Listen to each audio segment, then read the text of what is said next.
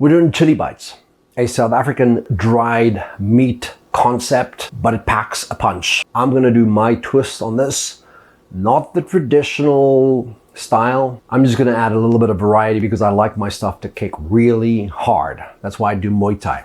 Bah!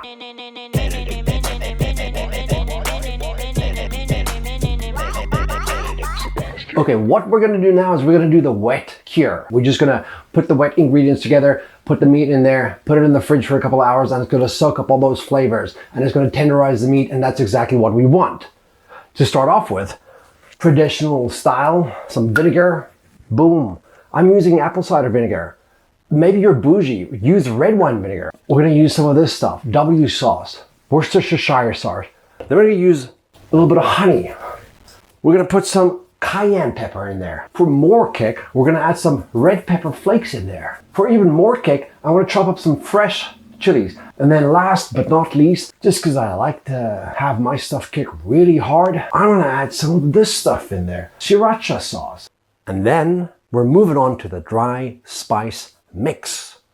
Now for that, it's gonna be the traditional stuff as well. Some coriander seeds. You're gonna roast this, a little bit of salt.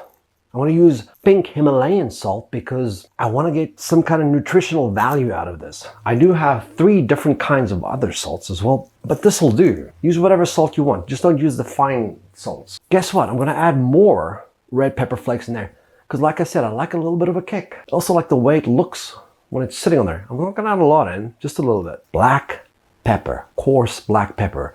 I'm going to twist it on there. It's going to be amazing. I'm going to put a lot of it on there. I want to add some smoky paprika on there. And then I'm also going to add some of this cayenne pepper back in there. We're going to mix all of this stuff together. And then I'm going to toss the meat into the dehydrator. Now let's talk about the meat. I got from Pavilions, shout out to Pavilions, Albertsons. I got some, what do I call it? Eye of round roast. Look, there's a couple of traditional styles of meats that you can get when you make traditional style biltong in South Africa. Here in the United States of America, you gotta go with like different cuts. I didn't have time to go chat to the butcher and be specific about it. Like, yo, save me this stuff, cut me a piece like that. I'll do that later if this thing turns into a food channel. But right now, this is my first attempt at making chili bites. This is sufficient. The piece that I got has a little bit of fat on it, not too much, you know, just enough to stroke the insides of your guts when you eat it. But this is sufficient, this is good. I checked it out. A lot of people use this stuff. So this is what I'm gonna do. I got just a little bit over 2 pounds, 2.15 pounds, and it's a pretty decent price for this. I got USDA choice, not prime, because again, I'm not gonna mess with really good meat for my first try, but maybe on my second or third try, or maybe when, you know, I become a world famous butcher, then I'll be doing that kind of stuff. But this, because I'm gonna soak the meat for a few hours, quite a few hours, is gonna be amazing. That's all you need. For all you food lovers, now I'm narrating this part so you can listen to it while you're driving. And we're chopping up garlic, chopping up chilies, chopping more chilies, and we're going to squeeze out the garlic now into a green bowl, mixing the chilies with the garlic. Vinegar goes in, and we're chucking Worcestershire sauce in, honey, red pepper flakes, cayenne pepper, sriracha, mixing it all together. It looks great. Meat, there it is, boom, cutting it into strips there. Mixing it together, yummy, yummy. And now it's gonna go into a resealable bag. Tossing it in, throwing the sauce in, yummy. Squeezing it together, sealing it, and cleaning the bag so it's good for the fridge. Healthy. And now putting it into another resealable bag so it's even more clean and into the fridge. And now the most important part about any recipe is when you make coffee. So this is the next morning, and of course it's Nespresso time. Putting the pod in and boom, click, coffee,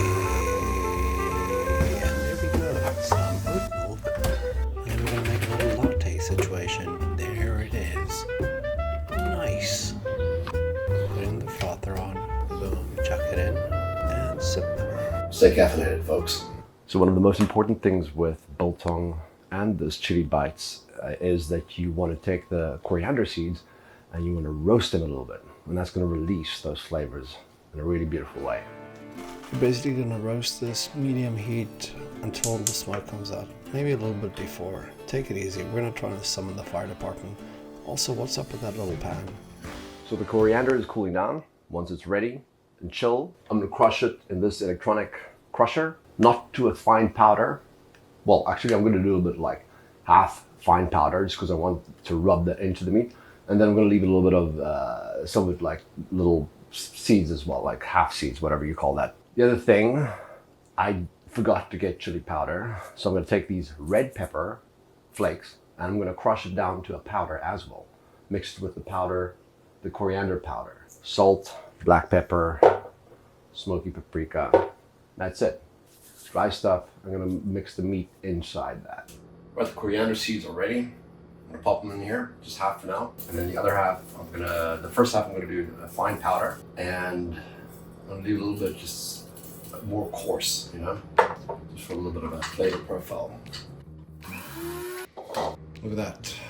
One more. Yep, that looks pretty good. So just keep going, grinding it down. There it is, a nice powder. And gonna chuck in those red pepper flakes. And there it is, a nice fine powder. Boom, shake, shake, shake. And there it is now, the black pepper of course, and a little bit of smoky paprika, some salt, and crush it all in there, shake, shake, shake, and look at that. All of this has created a very nice dry rub that really smells insane. Here's the meat. It looks really good. The wet cure has really soaked into all the pieces of meat, and you can see how dark it is. And I'm excited to move on to the next step. Man, this smells incredible. Yeah, this is insane.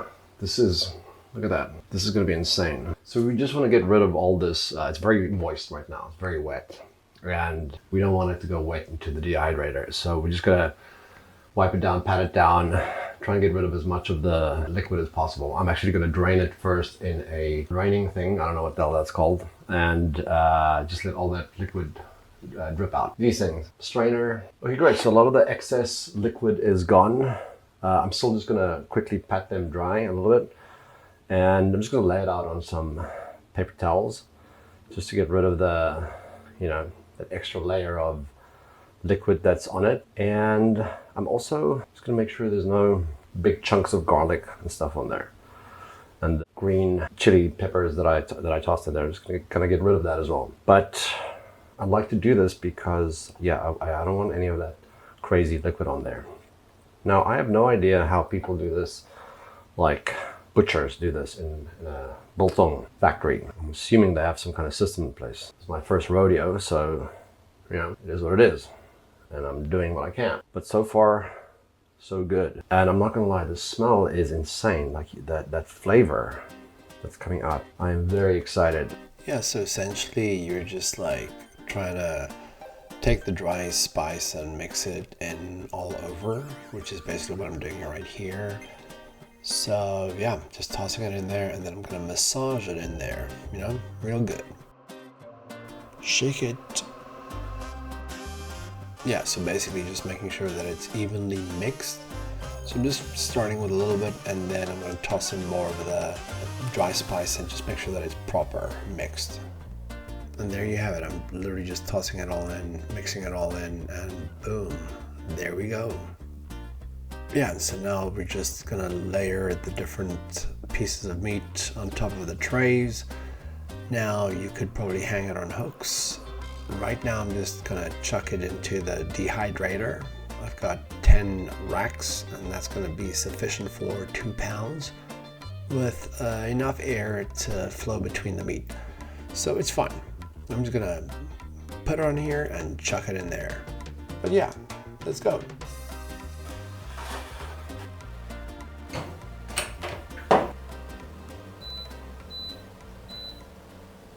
So here we are, the moment of truth. Now, I have to say the following thing. When I checked this morning, it was a little too moist for my particular taste, so I increased the time by 8 hours. So what's that? 8 plus 24, so 32.